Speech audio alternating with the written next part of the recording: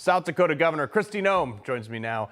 Governor, look, they're going to blame everybody. I don't really care. They can blame anybody they want. The bottom line is MAGA is coming in January 20th. Yeah, it's really exciting to see that we're going to have an opportunity to really make America great again, exactly what President Trump has promised. And he not only did extremely well in the Electoral College, but also with the popular vote and with every demographic. The American people love the fact that President Trump was out there campaigning and talking to them, answering their questions. He was driving garbage trucks and working at McDonald's as well. He was resonating with the American people, the backbone of this country, and he was having fun. So I think that they recognize so much, the Democrat Party, how much they have failed. Yeah. The last 4 years were a train wreck. American people are done with it. They know who President Trump is and what he'll do, and they take him at his word and are going to give him the opportunity to really strengthen America again. Yeah, Governor, the other thing, too, is and I'm not seeing this from any of the mainstream media, but there's no major strategist who are looking back and being hey, maybe we screwed everything up. Maybe we shouldn't have put tampons in boys' bathroom, or maybe we shouldn't have put Tim Walz on the ballot at all because he's got his own problems. But nobody is saying hey, let's reset, let's move to the middle. Everybody's you know what? We need to go more socialism. We need to go more stupid stuff. What's it going to take for them to realize? Yeah, I don't know, because this was a thrashing. And to be honest with you, they are sitting around pointing fingers at each other like a bunch of 12-year-olds. If they would grow up and recognize they have completely lost touch with the American people and that they need to figure out exactly who they are, what they stand for, and that they love this country again. The Democratic Party ran on socialism, and they ran on communism and Marxist policies. That's not where the American people are. They recognize we have the greatest country in the world, and we should fight to hang on to it. Yeah, no, I actually agree with that. The other thing, too, and these are the people who are vying to run our economy, by the way. Kamala Harris reportedly, this woman raised billions and billions of dollars. She's finishing $20 million in debt. It's just they just blew through this stuff, paying J-Lo and Beyonce and Cardi B and whoever, all these tons of staffers. They had 500 people on their social media team. Trump had 4 autistic people.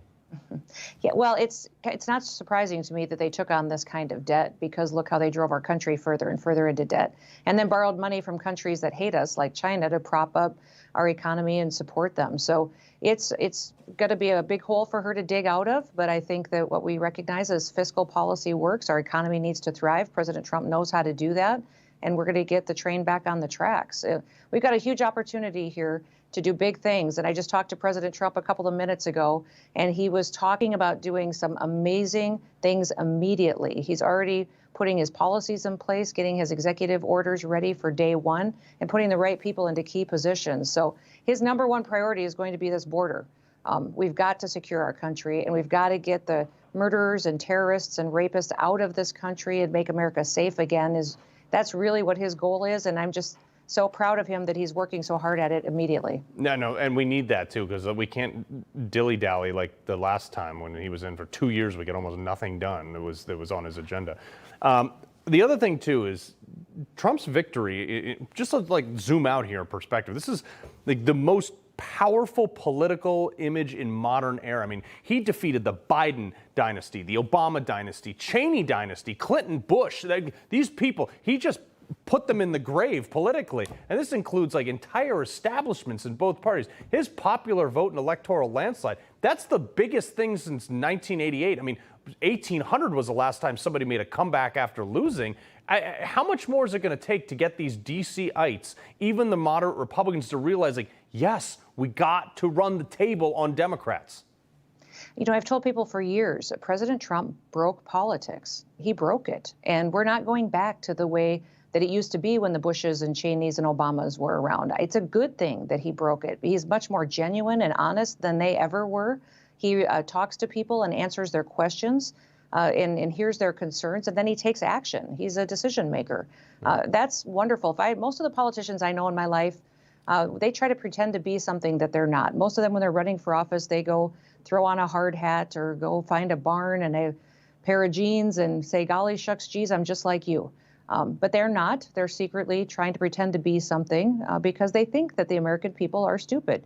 President Trump doesn't. He came down a golden escalator to announce that he was going to run for president, and he was just himself and said, vote for me. I can fix it. I can make you wealthy. I can keep you safe. I will stand in the way when they come and try to destroy you. I will fight for you. And that's exactly what he did. And we've got an exciting 4 years ahead of us. I'm looking forward to his leadership again. Yeah, no, I think we all are, even some Democrats that are paying a little much. I loved it. He went to like the Iowa State Fair in a business suit, had a better conversation than Jeb Bush in a flannel. It was great. Governor Kristi Noem, pleasure. Thank you, Carl. You know, everybody's reporting the same stories, the same spin. You turn the channel, it's always the same. But not us. We're different. We report the real news. No spin, just the facts. Turn to us, and you won't turn back. Tune in to Rob Schmitt tonight on Newsmax.